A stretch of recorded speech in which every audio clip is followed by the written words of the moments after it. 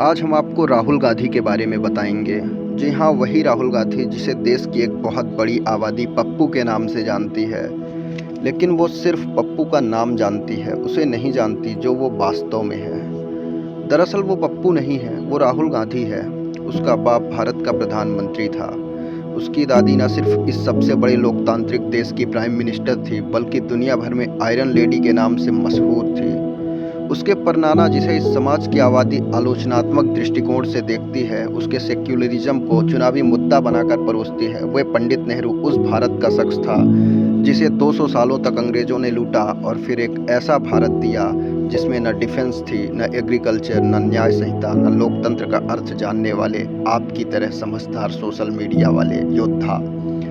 आज कोई विधायक भी बन जाए तो उसकी कई पुश्तें, पड़ोसी, दोस्त और रिश्तेदार उसका नाम लेकर पूरी विधानसभा को लूट लेते हैं। और यहाँ 3-3 प्रधानमंत्री बनाने वाले परिवार का बेटा लोगों की नज़र में पप्पू नजर आ रहा है। दरअसल वो पप्पू नहीं है, उसको पप्पू कहने वाले हम और आप पप्पू हैं। इस पप्पू ने कभी स्वतंत्रता के साथ बचपन नहीं जिया। उसने अपनी आंखों के सामने अपने बाप की अधजली और चीथड़ों में बटी लाश देखी है। दुनिया को झुका देने वाली आयरन लेडी का शव भी उसके सामने रखा गया था। आजीवन सिक्योरिटी में पला, बिना गार्ड के घर के बाहर आज़ादी से घूमने के इंतजार में पूरा बचपन गंवा दिया इस पप्पू ने। विदेशों में पलना उसकी इच्छा नहीं बल्कि मजबूरी थी। अब इस पप्पू की डिग्री जान लेते हैं। राहुल ने हार्वर्ड यूनिवर्सिटी के रोलिंग कॉलेज फ्लोरिडा से सन 1994 में ग्रेजुएशन किया।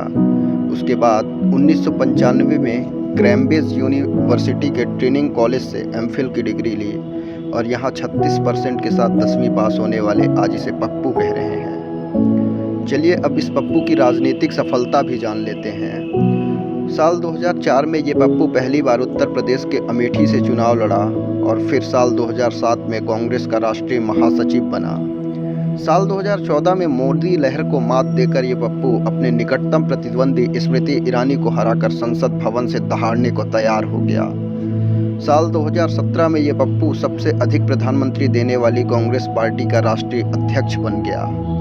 साल 2019 में नरेंद्र मोदी के नाम पर कुत्ते बिल्ली भी जीत जाएं, ऐसी लहर को चीरकर केरल के वायनाड से 4,31,770 वोटों से जीतकर दूसरी बार सांसद बना। और इसको पप्पू समझने वाला आज भी भारतीय जनता पार्टी जिंदाबाद मोदी मोदी बोलता हुआ दरी बिछा रहा है और कांग्रेस के और नेताओं को गाली देकर अपने नेताजी की वाहवाही लूट रहा है।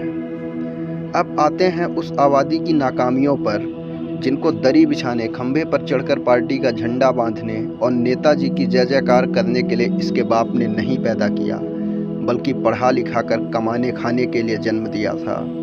ये आबादी अपने बाप की इस इच्छा का गला घोटकर उस बंदे का मीम शेयर कर रही है जो पप्पू पप्पू सुनते हुए कन्याकुमारी से कश्मीर तक पैदल भारत का क्षेत्रफल नाप दिया।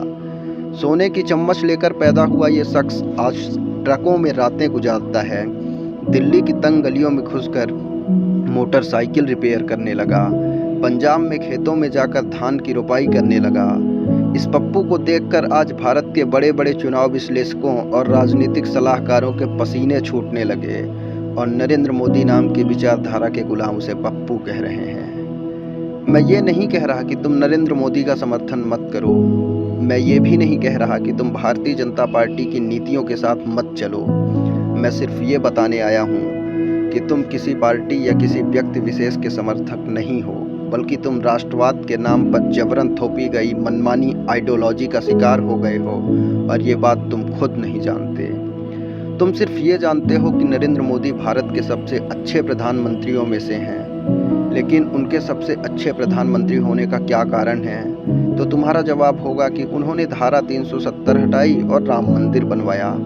इससे ज़्यादा ना तुम देश के बारे में जानते हो और ना ही उस विचारधारा को जिसके तुम जबरन शिकार हो चुके हो। आने वाले चुनाव में तुम राहुल गांधी को वोट मत देना, लेकिन उसको पप्पू कहने से पहले ये सोच लेना कि हमने उसको पप्पू कहकर उसका क्या बिगाड़ लिया और अपना क्या बना लिया। आज भी यूपीए के तमाम बड़े बड़े नेताओं के बीच भी वही पप्पू क्यों प्रधानमंत्री पद का दावेदार है। जब जवाब मिल जाएगा तो तुम निष्पक्ष हो जाओगे। जय हिंद, जय भारत।